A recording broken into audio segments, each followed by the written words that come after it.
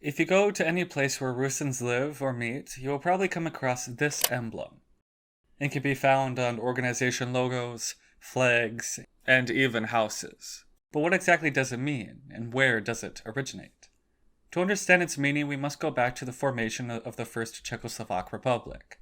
Rusyns had never had their own autonomous region within Austria-Hungary, being spread out over 7 historical counties.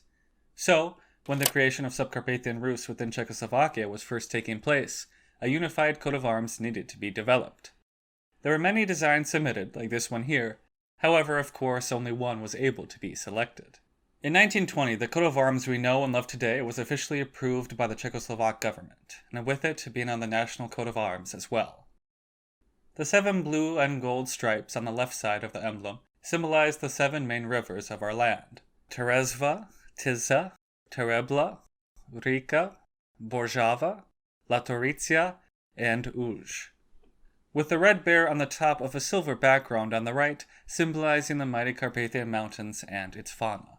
Even 101 years after its creation, the emblem is still worn proudly today by all Rusyns, not just those who live in the former official territory of Subcarpathian Rus. Its current official uses include being the center point of the Carpatho-Rusyn flag, as well as the coat of arms for the Transcarpathian Oblast in Ukraine. Thanks for watching, and see you next week.